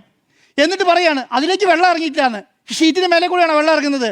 ഈ മലയിൽ കൂടെ ഒഴുകുന്ന വെള്ളം കൂടെ അടിയിൽ കൂടെയല്ലേ വരുന്നത്. ഇതെല്ലാം കൂടി അടിച്ചു കൊണ്ടുപോകത്തില്ലേ? ഇതുപോലും എന്നിട്ട് അത് നമ്മളോട് പറഞ്ഞിട്ട് നമ്മളാണല്ലോ ബുദ്ധിജീവികൾ കേരളത്തിലെ, അല്ലെങ്കിൽ ലോകത്ത് മലയാളികൾക്കാണല്ലോ ബുദ്ധി കൂടുതലുള്ളത്. എന്നിട്ട് ഇവർ നമ്മളെ പഠിപ്പിക്കുകയാണ് ഞങ്ങൾ ഷീറ്റിട്ട് മൂടിയിരുന്നു, അതുകൊണ്ട് ഇനി ഈ സാധനം ഒഴിച്ചു പോകത്തില്ല, ആ സാധനം അനങ്ങാൻ പോകുന്നില്ല എന്നുള്ളത്. അപ്പോൾ ഇത് മന്ത്രിമാരും MLA മാരും വന്നിട്ട് ഇങ്ങനെ പറയുകയാണ് ഇതിങ്ങനെയാണ് ഇതിൻ്റെ സംവിധാനം എന്ന് പറയുന്നത്. അറ്റ്ലീസ്റ്റ് വയനാട്ടുകാരെ മനുഷ്യരായി കാണുന്നുണ്ടെങ്കിൽ മനസ്സിലായോ? അവിടെ വയനാട്ടിൽ ഏറ്റവും വലിയ പ്രശ്നം എന്താണ്? അവിടെ റോഡിൻ്റെ പ്രശ്നമുണ്ട്, അവിടെ ഗതാഗത പ്രശ്നമുണ്ട്. അതിനെല്ലാവരും കൂടെ മുഖ്യമന്ത്രി നേതൃത്വത്തിൽ ഒരു 2 ദിവസം മീറ്റിംഗ് എടുത്താൽ തീരുന്ന പ്രശ്നം എന്തുള്ളൂ? വയനാട്ടിലെ ഗതാഗത പ്രശ്നം തീരാൻ വേണ്ടിയിട്ട്. ഇന്നേ വരെ എടുത്തിട്ടില്ല കേട്ടോ. കഴിഞ്ഞ വർഷം 10 വർഷം ഇടതുവർഷം ഇരുന്നിട്ട് എടുത്തിട്ടില്ല. അതിന് മുൻപ് ഉണ്ടായിരുന്ന ഉമ്മൻചാണ്ടി സർക്കാർ എടുത്തിട്ടില്ല. അതിന് ശേഷം വന്ന ഇപ്പം 3 മാസമായല്ലോ, 2 മാസമായി. 2 മാസമായിട്ട് VD സതീശൻ സർക്കാർ എടുത്തിട്ടില്ല, ഒരാളും എടുത്തിട്ടില്ല. പിന്നെ ഒറ്റ കാര്യം പറഞ്ഞ് അവസാനിപ്പിക്കാറുണ്ട് സാറേ, ഇവിടെയല്ല, എവിടെയാണെങ്കിലും വയനാട്ടിൽ എവിടെയാണെങ്കിലും ജൂൺ ജൂലൈ മാസത്തിൽ ഒരു പണി നടക്കത്തില്ല. എന്നിട്ട് ദുരന്ത നിവാരണ ഞങ്ങളുടെ പ്രശ്നമല്ല എന്ന് പറയുന്ന ദുരന്ത നിവാരണ അതോറിറ്റി ഉണ്ടല്ലോ, അവർ ജൂണിൽ പണിയെടുത്ത സമയത്ത് അവിടെ പോയി കിടക്കായിരുന്നു. ജൂണിൽ പണിയെടുത്ത സമയത്ത് വന്ന് പറയണ്ടേ ഇവിടെ പണിയെടുക്കാൻ പറ്റില്ല, ഈ സമയത്ത് പണിയെടുക്കാൻ പാടില്ല. ആരോട് കത്ത് കൊടുത്തുന്നേ? അതാ ഞാൻ പറഞ്ഞത്. ഈ കത്ത് കൊടുക്കുന്നത് ആരാ? വില്ലേജ് ഓഫീസർ റേഞ്ചിലുള്ള ഒരു ഉദ്യോഗസ്ഥൻ കൊണ്ടായിട്ട് കൊടുക്കുകയാണ്.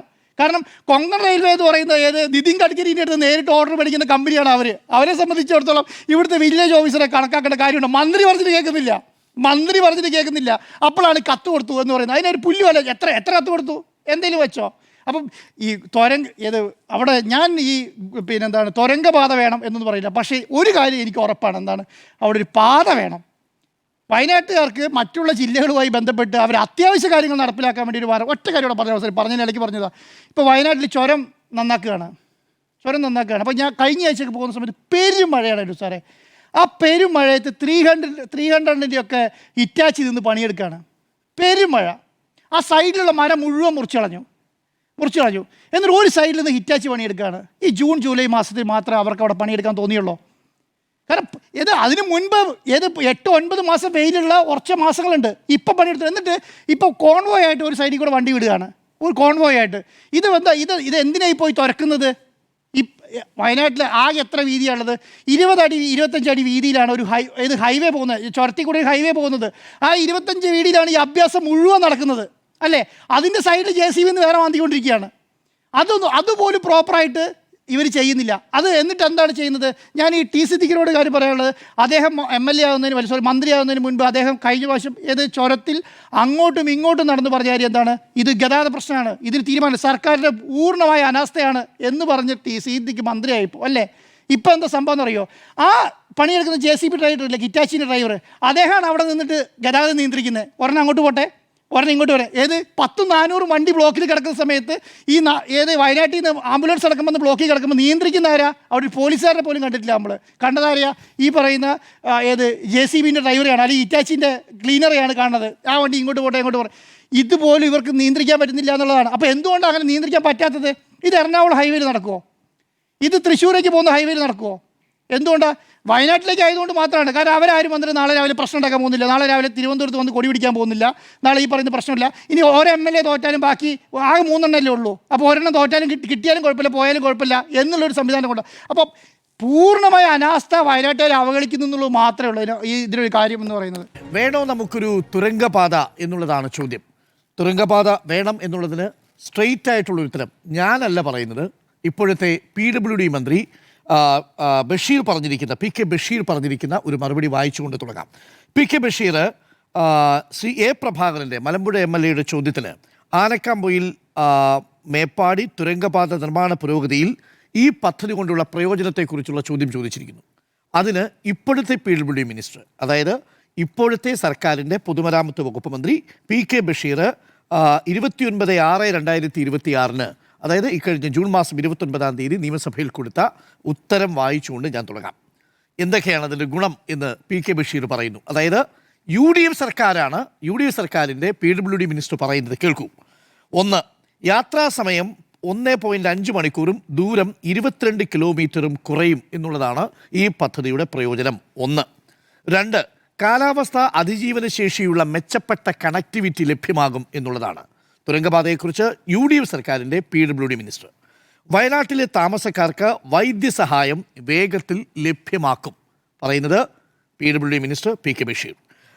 കോഴിക്കോട്, മലപ്പുറം ജില്ലകളിലെ സമീപ കോളേജുകളിലെ വിദ്യാർത്ഥികൾക്ക് എളുപ്പത്തിൽ യാത്ര ചെയ്യാം. തമിഴ്നാട്, കർണാടക തുടങ്ങിയ സ്ഥലങ്ങളിൽ നിന്ന് ചരക്കുകളും നിർമ്മാണ ഉപകരണങ്ങളും കുറഞ്ഞ ചിലവിൽ എത്തിക്കാം പറയുന്നത് ആരാണ്? UDF സർക്കാരിൻ്റെ PWD മിനിസ്റ്റർ. തിരക്കേറിയ താമരശ്ശേരി ചുരം റോഡിന് ബദൽ മാർഗം നൽകുന്നു. വിനോദസഞ്ചാരത്തിനും വ്യാപാരത്തിനും ഉത്തേജനം. വയനാട്ടിലെ വിനോദസഞ്ചാര കേന്ദ്രങ്ങളിലേക്കുള്ള പ്രവേശനം വർദ്ധിക്കുകയും പ്രാദേശിക സമ്പദ് വ്യവസ്ഥയെ ഉത്തേജിപ്പിക്കുകയും ചെയ്യും. നോക്കൂ, എവിടെ വരെ പോയിട്ടുണ്ടെന്ന് നോക്കണം. ഒരു തുരങ്കപാത ഉണ്ടാക്കാൻ പോകുന്ന പോസിറ്റീവായിട്ടുള്ള ഗുണത്തെക്കുറിച്ച് VD സതീശൻ മന്ത്രിസഭയിലെ PWD മന്ത്രി നിയമസഭയിൽ പറഞ്ഞിരിക്കുന്നതാണ്. ആധുനിക സുരക്ഷാ സംവിധാനങ്ങളിലൂടെയുള്ള യാത്ര, സുരക്ഷിതമായ യാത്രയ്ക്കായി വെന്റിലേഷൻ, അഗ്നിശമന യൂണിറ്റുകൾ, CCTV നിരീക്ഷണം എന്നിവ ഉൾപ്പെടുന്നു. വേഗത്തിലുള്ള ചരക്ക് നീക്കം, സമീപ സ്ഥലങ്ങളിൽ നിന്നുള്ള ലോജിസ്റ്റിക്സ്, ഗതാഗത കാര്യക്ഷമത ഇവ വർദ്ധിക്കുന്നു എന്നുള്ളതാണ്. ഇനി എങ്ങനെയാണ് ഈ പദ്ധതി പുരോഗമിക്കുന്നത്? 29-ാം തീയതിയാണ് ഓർമ്മിക്കണം. ഈ അപകടം നടക്കുന്നതിന് ഒരാഴ്ച മുമ്പ് PWD മിനിസ്റ്റർ കൊടുത്തിരിക്കുന്ന മറുപടി ഇതാണ്. PWD മിനിസ്റ്റർ പറയുന്നു, നിലവിൽ ഭൂഗർഭ ടണലിംഗ് ജോലികൾ പുരോഗമിക്കുന്നു. എല്ലാ പദ്ധതികളും സമയബന്ധിതമായി തന്നെ പൂർത്തിയാകുന്നു. മാത്രമല്ല പദ്ധതി സമയബന്ധിതമായും സുഗമമായും നടപ്പാക്കിക്കൊണ്ടിരിക്കുന്നു എന്നാണ് PWD മിനിസ്റ്റർ പറഞ്ഞിരിക്കുന്നത് UDF സർക്കാരിൻ്റെ VD സതീശൻ്റെ മന്ത്രിസഭയിലെ PWD മിനിസ്റ്ററാണ്. ഞാനിത് പറയാനുള്ള കാരണം ഈ പദ്ധതിയെക്കുറിച്ച്, പദ്ധതി വേണോ വേണ്ടോ എന്ന ചോദ്യത്തിന് ഇതാണ് ഇപ്പോഴത്തെ സർക്കാരിൻ്റെ യഥാർത്ഥത്തിൽ നിയമസഭയിൽ കൊടുത്തിരിക്കുന്ന മറുപടി. ആ മറുപടി കേൾക്കണമല്ലോ. ഇപ്പോൾ തൽക്കാലം അത് നിർത്തിവെച്ചിരിക്കുന്നു. ഞാനതിനെ സ്വാഗതം ചെയ്യുന്ന ആളാണ്. കാരണം ആഴത്തിലുള്ള പഠനം ഈ കാര്യത്തിൽ ആവശ്യമുണ്ട്. 2 കാര്യങ്ങൾ വളരെ വേഗത്തിൽ പറഞ്ഞ് അവസാനിപ്പിക്കാം. 1, ഇതിൽ സംഭവിച്ചിരിക്കുന്ന വീഴ്ചകളെക്കുറിച്ച് നിങ്ങളെല്ലാവരും സംസാരിച്ചു, അതുകൊണ്ട് ഞാൻ അതിലേക്കധികം കടക്കുന്നില്ല. ഏറ്റവും പ്രധാനപ്പെട്ട വീഴ്ചയെ നമ്മുടെ മുന്നിൽ ഇന്ന് റിപ്പോർട്ടർ TV പുറത്തുവിട്ടിരിക്കുന്നത് ജൂൺ മാസം 14-ാം തീയതി ജിയോളജിക്കൽ സർവേ ഓഫ് ഇന്ത്യയും ഒപ്പം ഈ കൊങ്കൺ റെയിൽവേ കോർപ്പറേഷൻ ലിമിറ്റഡിൻ്റെ ഉപകമ്പനിയായ അഥവാ അഥവാ ഇത് ഉപകരാർ കൊടുത്തിരിക്കുന്ന DBL എന്ന കമ്പനിയിലെ ഉദ്യോഗസ്ഥരും ചേർന്ന് നടത്തിയ സംയുക്ത പരിശോധനയിൽ കണ്ടെത്തിയിരിക്കുന്ന ചില പ്രധാനപ്പെട്ട നിർദ്ദേശങ്ങളുണ്ട്. അത് ആ കമ്പനി പാലിച്ചിട്ടില്ല എന്നുള്ളതാണ്. അവിടെയാണ് നേരത്തെ സുനിലും നേരത്തെ സ്മൃതിയും ഒപ്പം ആൻറ്റോ വക്കേഷനും പറഞ്ഞിരിക്കുന്നത് പോലെ ഈ ഷോർട്ട് ക്രീറ്റ് സ്ട്രക്ചർ ഉണ്ടാക്കി വെച്ച് അവിടെ വെള്ളത്തിൻ്റെ മർദ്ദം എത്രയാണെന്ന് ഉറപ്പുവരുത്താൻ കഴിയാതിരിക്കുകയും ആ വെള്ളത്തിൻ്റെ മർദ്ദം താങ്ങാനാവാതെ ആ കോൺക്രീറ്റ് സ്ട്രക്ചർ അടക്കം ഇളകിപ്പോരുകയും ചെയ്തത്. സോയിൽ നൈലിംഗ് ആണ് അവിടെ നടന്നിരുന്നത്. സോയിൽ നൈലിംഗ് എന്ന് പറയുന്നത് നമ്മൾ സാധാരണ നിങ്ങളൊക്കെ പറഞ്ഞതുപോലെ ഒരു ഗ്രൗട്ട് വെച്ച് ഒരു പെയിൻ്റ് അടിച്ച് സ്പ്രേ പെയിൻറ് ചെയ്യുന്നത് പോലെ ഒരു തോക്ക് പോലുള്ളൊരു സാധനത്തിലുള്ളൊരു പൈപ്പിലൂടെ അടിച്ചവിടെ വയ്ക്കുക മാത്രമാണ് ചെയ്യുക. അതല്ലാതെ വേറെ ഒരു തരത്തിലുള്ള സുരക്ഷാ സംവിധാനവും അവിടെ ഒരുക്കിയിരുന്നില്ല എന്നുള്ളതാണ്. നോക്കൂ, 221 മില്ലിമീറ്റർ മഴ പെയ്ത സ്ഥലത്താണ് ഈ ഗ്രൗട്ട് വെച്ച് ഈ കോൺക്രീറ്റ് ഷോർട്ട് ക്രീറ്റ് സ്ട്രക്ചർ ഉപയോഗിച്ച് വെള്ളത്തിൻ്റെ മർദ്ദത്തെ തടയാമെന്ന് കരുതിയത്. അത് പാടില്ല എന്ന് പറഞ്ഞതാണ് ജിയോളജിക്കൽ സർവേ ഓഫ് ഇന്ത്യ. ചുരുങ്ങിയ പക്ഷം നിങ്ങൾ അങ്ങനെ ചെയ്യുകയാണെങ്കിൽ അവിടെ റോക്ക് നെയിലിംഗ് നടത്തിയതിനു ശേഷം അവിടേക്ക് വെള്ളം പോകാനുള്ള ഡക്റ്റ് വഴി ഒരു വീപ്പ് ഹോളുകളെങ്കിലും നിങ്ങൾ അവിടെ ഉണ്ടാക്കണം എന്ന് പറഞ്ഞിരുന്നു.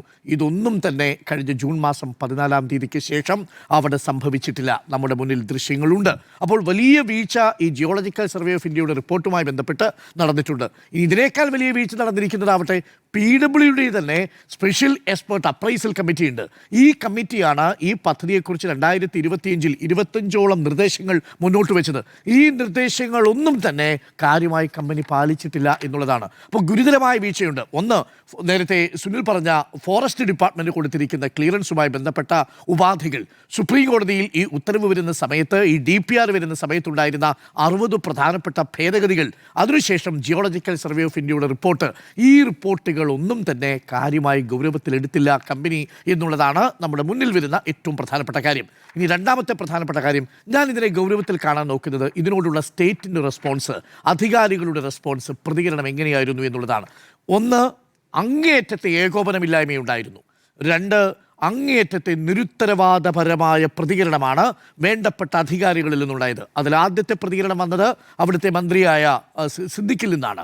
സിദ്ദിഖാണ് ആദ്യമായ പ്രയോഗം നടത്തുന്നത്. ഇതൊരു മാൻമെയ്ഡ് ഡിസാസ്റ്ററാണ്, ഇതൊരു മനുഷ്യനിർമ്മിതമായ ദുരന്തമാണ് എന്നുള്ള പ്രതികരണം നടത്തുന്നത്. നോക്കൂ, ഇന്ന് ജിയോളജിക്കൽ എക്സ്പേർട്ട് പറയുന്നു അത് മനുഷ്യനിർമ്മിതമായ ദുരന്തം മാത്രമല്ല, അവിടെ ലാൻഡ് സ്ലൈഡ് ഉണ്ടായിട്ടുണ്ട്. ആ ലാൻഡ് സ്ലൈഡ് ഉണ്ടായിരിക്കുന്നത് വനഭൂമിയിലാണ്. വനഭൂമിയിലുണ്ടായ ആ ലാൻഡ് സ്ലൈഡ് പകുതി നാച്ചുറലാണ്, പകുതി ആന്ത്രപ്പോജനിക്കാണ്. എന്ന് പറഞ്ഞാൽ പകുതി മനുഷ്യനിർമ്മിതവും പകുതി പ്രകൃതിയുടെ ഭാഗത്തു നിന്നുണ്ടായിരിക്കുന്ന ഒരു ഉരുൾപൊട്ടലിന് സമാനമായ രീതിയിലുള്ള മണ്ണിടിച്ചിലാണ് അവിടെ സംഭവിച്ചിരിക്കുന്നത്. ഈ രണ്ട് കാര്യങ്ങളും അവിടെ സംഭവിച്ചിട്ടുണ്ട്. അപ്പോൾ ശാസ്ത്രീയമായ പഠനം വരുന്നതിന് മുമ്പ് വളരെ പെട്ടെന്ന് തിടുക്കപ്പെട്ട് അതിനെ ഒരു മനുഷ്യനിർമ്മിത ദുരന്തമാണെന്ന് പറയുന്നത് എന്തിനു വേണ്ടിയാണ്? അങ്ങേറ്റം രാഷ്ട്രീയമായ ലക്ഷ്യം വെച്ചുകൊണ്ടുള്ള ഒരു പ്രതികരണമായിരുന്നു. അതുണ്ടാവാൻ പാടില്ല. ദുരന്തമുഖത്ത് ഇങ്ങനെയല്ല ബന്ധപ്പെട്ട അതോറിറ്റി സംസാരിക്കേണ്ടത്. കാര്യങ്ങളെ ശാസ്ത്രീയമായി പഠിച്ച്, അവർ എക്സ്പെർട്ടുകളല്ല, പൊളിറ്റിക്കൽ ലീഡേഴ്സ്. മുഖ്യമന്ത്രി അതിനുശേഷം ഒരു പടി കൂടി കടന്ന് പറയുകയാണ് അവിടെ മണ്ണ് നീക്കം ചെയ്യാൻ 20-ാം തീയതി കളക്ടർ നിർദ്ദേശിച്ചിരുന്നു. ശരിയാണ്. പക്ഷേ സാർ, അതേ കളക്ടർ കൊടുത്ത ഉത്തരവിനെ 25-ാം തീയതി പൊതുമരാമത്ത് സെക്രട്ടറിയുടെ മീറ്റിങ്ങിൽ തള്ളിക്കളയുന്നുണ്ട്. അന്ന് കളക്ടർ പറഞ്ഞതിനെ അല്ല പിന്നീട് പൊതുമരാമത്ത് സെക്രട്ടറി പറയുന്നത്. ആ മണ്ണ് അപ്പോൾ നീക്കം ചെയ്തത് കുഴപ്പമാവും എന്നാണ് പൊതുമരാമത്ത് സെക്രട്ടറിയുടെ റിപ്പോർട്ടിൽ പറയുന്നത്. അത് 25-ാം തീയതി വന്നതാണ്. അപ്പോൾ മുഖ്യമന്ത്രിയും അതിനുശേഷം വന്ന് നടത്തിയ പ്രതികരണവും നിരുത്തരവാദപരമായ സ്റ്റേറ്റ്മെൻറ്റാണ്. കാരണം നിങ്ങൾ കാരണത്തിലേക്കാണ് ആദ്യം പോകുന്നത്. അപ്പോൾ കാരണം കണ്ടെത്തേണ്ട ഒരു ടെക്നിക്കൽ എക്സ്പെർട്ട് കമ്മിറ്റി രൂപീകരിച്ചിട്ടില്ല. ഒരു ജിയോളജിക്കൽ സ്റ്റഡി നടന്നിട്ടില്ല. അവിടെ ഹൈഡ്രോളജിക്കൽ സ്റ്റഡി നടന്നിട്ടില്ല. ഒരു തരത്തിലും അതിനൊരു ഇമ്പാക്റ്റ് അസസ്മെൻറ്റ് സ്റ്റഡി നടന്നിട്ടില്ല. ആ സമയത്ത് ഇതിൻ്റെ കാരണം എന്ത് എന്നുള്ളതിനെക്കുറിച്ചുള്ള എക്സ്പെർട്ട് ഒപ്പീനിയൻ വന്നിട്ടില്ല. അതിനു മുമ്പ് നടത്തിയ പ്രതികരണം നിരുത്തരവാദപരമാണ്. ഇപ്പോൾ എന്താ തെളിഞ്ഞിരിക്കുന്നത്? നമ്മളുടെ നേരിട്ടുള്ള റിപ്പോർട്ടിങ്ങിൽ നമുക്ക് മനസ്സിലാക്കാൻ സാധിച്ചു. ഇന്ന് AP അനിൽകുമാർ പറഞ്ഞു അവിടെ കൂട്ടിയിട്ടിരിക്കുന്ന മണ്ണല്ല ഈ ദുരന്തത്തിന് കാരണമെന്ന് പറഞ്ഞു. അപ്പം ആദ്യം മുഖ്യമന്ത്രി പറഞ്ഞതോ, ആദ്യം അവിടുത്തെ വകുപ്പ് മന്ത്രി പറഞ്ഞതോ? അപ്പോൾ യഥാർത്ഥത്തിൽ ഈ പ്രതികരണങ്ങൾ നടത്തുമ്പോൾ ദുരന്തമുഖത്ത് എങ്ങനെ പ്രതികരിക്കണം എന്നുള്ളതിൻ്റെ ഒരു ദയനീയമായ ചിത്രമായി പോയി നിർഭാഗ്യവശാൽ ഈ വിഷയത്തിലുള്ള പ്രതികരണം. ഇതാണ് ആദ്യത്തെ കാര്യം. രണ്ടാമത്തത് ഏകോപനമില്ലായ്മ തന്നെയാണ്. ഇതാരാണ് മേൽനോട്ടം വഹിക്കേണ്ടത്? PWD മിനിസ്റ്റർ പറയുകയാണ് PWDക്ക് ഇതിനകത്ത് ഒരു ഉത്തരവാദിത്വമില്ല. നോക്കൂ, PWDയുടെ കൽപ്പറ്റയിലെ സബ് റോഡ് ഡിവിഷനെയാണ് കോഴിക്കോട് PWD ഡിവിഷൻ ഈ പണിയുടെ മേൽനോട്ടം ഏൽപ്പിച്ചിരിക്കുന്നത്. എന്തുകൊണ്ടാണ് PWD സെക്രട്ടറിക്ക് ഇത് കൃത്യമായിട്ട് സൂപ്പർവൈസ് ചെയ്യാൻ കഴിയാതെ പോയത്? നോക്കൂ, നാളെ ഒരു മീറ്റിംഗ് വെച്ചിട്ടുണ്ട്. നാളെ വെച്ചിരിക്കുന്ന മീറ്റിംഗ് എന്തിനാണെന്നറിയാമോ? അവിടെ കൂട്ടിയിട്ടിരിക്കുന്ന മണ്ണ് എങ്ങോട്ട് നീക്കം ചെയ്യണം എന്നുള്ളതിനെക്കുറിച്ച് ശാസ്ത്രീയമായൊരു ഒപ്പീനിയൻ എടുക്കാൻ വേണ്ടിയിട്ടുള്ള മീറ്റിംഗ് ആണ്. ഈ ഉദ്യോഗസ്ഥർ എന്തിനാണെന്നറിയാമോ അന്ന് അവിടെ പോയത്? ഈ മണ്ണ് എങ്ങനെ നീക്കം ചെയ്യണമെന്നും എങ്ങോട്ട് കൊണ്ടുപോകണമെന്നും ആലോചിക്കാൻ വേണ്ടിയിട്ടുള്ള റിവ്യൂ എടുക്കാൻ പോയ ഉദ്യോഗസ്ഥരാണ് ഈ അപകടത്തിൽപ്പെട്ടിരിക്കുന്നത്. PWDക്ക് ഒരു ഉത്തരവാദിത്വം ഇല്ലേ? PWDക്കാണ് സാർ ഇതിൻ്റെ മേൽനോട്ട ചുമതല.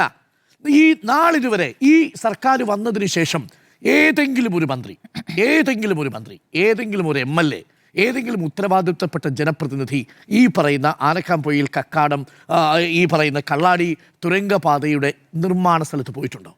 ഏതെങ്കിലും ഒരു പ്രതിനിധി പോയിട്ടുണ്ടോ? എൻ്റെ അറിവിൽ പോയിട്ടില്ല. ഇന്ന് റവന്യൂ വകുപ്പ് മന്ത്രി പറയുന്നത് ചൂരൽമല പോയിട്ട് ഞാൻ തിരിച്ചു വരുന്ന വഴിയിൽ ഞാനത് കണ്ടു എന്നാണ് പറഞ്ഞത്.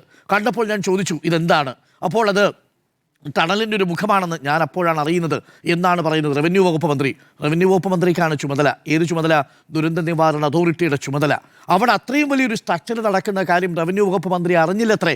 അതിനുശേഷം അവിടുത്തെ മന്ത്രി ടി സിദ്ദിഖ് ഈ സമയത്ത് അവിടെ സൂപ്പർവിഷൻ നടത്തിയിട്ടുണ്ടോ? PWD മിനിസ്റ്റർ, PWD സെക്രട്ടറി ഈ പറയുന്ന സ്ഥലത്ത് പോയി ഒരു ഏതെങ്കിലും തരത്തിലുള്ള മേൽനോട്ടം നടത്തിയിട്ടുണ്ടോ? ഒരു ജനപ്രതിനിധിയും ആ സൈറ്റിലേക്ക് പോയിട്ടില്ല ഈ അപകടം നടക്കുന്നത് വരെ. അവിടെയാണ് ഗുരുതരമായ ഏകോപന പിഴവുണ്ടായിരിക്കുന്നത്. കളക്ടർ പറയുന്നു മണ്ണെടുത്തു മാറ്റണം. പൊതുമരാമത്ത് സെക്രട്ടറി, PWD സെക്രട്ടറിയുടെ നേതൃത്വത്തിൽ കമ്പനി പ്രതിനിധികൾ പറയുന്നു മണ്ണെടുത്ത് മാറ്റിയാൽ വയ്ക്കാൻ സ്ഥലം തരണം, അതുകൊണ്ട് ഇപ്പോൾ മാറ്റാൻ കഴിയില്ല. പൊതുമരാമത്ത് സെക്രട്ടറിയുടെ നേതൃത്വത്തിൽ തീരുമാനമാവുന്നു ഇപ്പോൾ മണ്ണ് അവിടെ കിടക്കട്ടെ. കളക്ടർ പറയുന്നു എടുത്തു മാറ്റാൻ, പൊതുമരാമത്ത് സെക്രട്ടറി പറയുന്നു എടുത്തു മാറ്റണ്ട. മണ്ണല്ല കാരണമെങ്കിൽ കൂടി എങ്ങനെയാണ് അവിടെ ഏകോപനമില്ലാതിരുന്നത് എന്നതിൻ്റെ ഏറ്റവും പ്രധാനപ്പെട്ട തെളിവാണത്. നോക്കൂ, ഈ ദുരന്തം ഇത്രയും പേരിൽ അവസാനിച്ചു. ഇത് നിർമ്മാണ പ്രവർത്തനം നോക്കൂ, 800-900 പേര് പണിയെടുക്കുന്ന സൈറ്റാണ്. ആ സൈറ്റിൽ എന്ത് സേഫ്റ്റി മെഷർ ഉണ്ടായിരുന്നു? ഒരു സേഫ്റ്റി മെഷറും അവിടെ ഉണ്ടായിരുന്നില്ല എന്നുള്ളതാണ്. ഒരു പ്രാഥമിക എയ്ഡ് സംവിധാനം പോലും അവിടെ ഉണ്ടായിരുന്നില്ല എന്നുള്ളതാണ്. ഇതൊന്നും നോക്കാതിരിക്കുന്നത് നിലവിലുള്ള സംവിധാനം അവിടെ പ്രവർത്തിച്ചിരുന്നില്ല എന്നുള്ളതിൻ്റെ തെളിവാണ്. അപ്പോൾ ഏകോപനം ഉണ്ടായിരുന്നില്ല, നിരുത്തരവാദപരമായ സമീപനം അതോറിറ്റിയുടെ ഭാഗത്തുനിന്ന്. ഈ ദുരന്തം നമ്മളെ പഠിപ്പിക്കുന്നത് നമുക്ക് കുറച്ചുകൂടി മെച്ചപ്പെട്ട ഒരു സൂപ്പർവിഷനും മേൽനോട്ടവും ആവശ്യമുണ്ട് എന്നുള്ളത് തന്നെയാണ്. ഒരു ക്രൈസിസ് മാനേജ്മെൻറ്റ് കൃത്യമായി കൈകാര്യം ചെയ്യാൻ പറ്റുന്ന ഒരു സംവിധാനം ആവശ്യമുണ്ട് എന്നുള്ളതാണ്. ഒരു ദുരന്തം വന്നു, കിട്ടിപ്പോയി, ഒരു രാഷ്ട്രീയ ലക്ഷ്യത്തോടു കൂടിയുള്ള ഒരു പ്രസ്താവന ഇറക്കിയേക്കാം. അങ്ങനെയല്ല. അവിടെ അതിനെ സാങ്കേതികമായി തന്നെ പരിഹാരം കണ്ടെത്തേണ്ടത് നിങ്ങൾക്കറിവില്ലാത്ത കാര്യത്തെക്കുറിച്ച് മിണ്ടാതിരിക്കുക എന്നുള്ളതാണ് മിനിമം ചെയ്യേണ്ട കാര്യം. അതിനുശേഷം സാങ്കേതിക വിദഗ്ധരുടെ അഭിപ്രായം സ്വീകരിച്ചതിന് ശേഷം അക്കാര്യം ചെയ്യുക. നോക്കൂ, ഈ പ്രോജക്റ്റ് അവിടെ വേണമോ വേണ്ടയോ എന്നുള്ള കാര്യത്തിൽ വിദഗ്ധരാണ് തീരുമാനിക്കേണ്ടത്. ഞാനോ ഈ ഇരിക്കുന്ന പാനലിസ്റ്റുകളോ അതിനകത്ത് എക്സ്പേർട്ടുകളൊന്നുമല്ല. പക്ഷേ നമ്മുടെ മുന്നിൽ ഒരുപാട് റിപ്പോർട്ടുകളുണ്ട്. അതിൽ സുപ്രീം കോടതിയിലേക്ക് പോകുമ്പോൾ കേന്ദ്ര സർക്കാരിൻ്റെ വനം വകുപ്പ് കൊടുത്തിരിക്കുന്ന റിപ്പോർട്ടുണ്ട്. പല നിർദ്ദേശങ്ങളും പാലിച്ചിട്ടില്ല കേട്ടോ. DPRൽ വന്നിരിക്കുന്ന 60 ഭേദഗതികളുണ്ട്. അത് വായിച്ച് ഞങ്ങൾ മനസ്സിലാക്കി. അവിടെയും അത് പലതും നടപ്പാക്കിയിട്ടില്ല. ഇതേ കമ്പനി കൊങ്കൺ റെയിൽവേ കോർപ്പറേഷൻ ലിമിറ്റഡും DBLും. അതിനുശേഷം ജിയോളജിക്കൽ സർവേ ഓഫ് ഇന്ത്യയുടെ റിപ്പോർട്ട് ജൂൺ 14 കൊടുത്തത്. അതിനു മുൻപ് ഫെബ്രുവരി 25 കൊടുത്ത ഈ സ്പെഷ്യൽ നമ്മുടെ എക്സ്പേർട്ട് കമ്മിറ്റിയുടെ അപ്രൈസൽ കമ്മിറ്റിയുടെ റിപ്പോർട്ടിൽ 25 നിർദ്ദേശങ്ങൾ, അതിലും പലതും പാലിച്ചിട്ടില്ല. ഒന്നു മാത്രം എനിക്കറിയാം, പല നിർദ്ദേശങ്ങളും അവിടെ പാലിക്കപ്പെട്ടിട്ടില്ല എന്നതാണ്. ഇനി ആ മണ്ണിൽ തുരങ്കം സാധ്യമാണോ അല്ലയോ അത് പഠിക്കേണ്ടത് ഹൈഡ്രോളജിക്കൽ ജിയോളജിക്കൽ സ്റ്റഡിയുടെ ഭാഗമായി മാത്രം തീർപ്പ് കൽപ്പിക്കേണ്ടതാണ്. അത്തരം പഠനങ്ങളിൽ പലതും നടന്നിട്ടില്ല, അഥവാ നടന്നിട്ടുള്ളത് ഭാഗികമാണ് എന്നുള്ള വിവരമാണ് ഇപ്പോൾ പുറത്തു വരുന്നത്.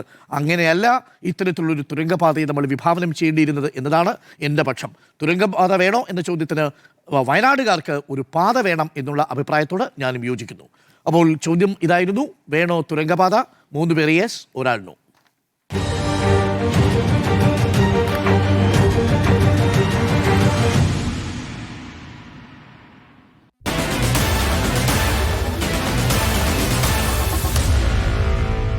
Meet the editors.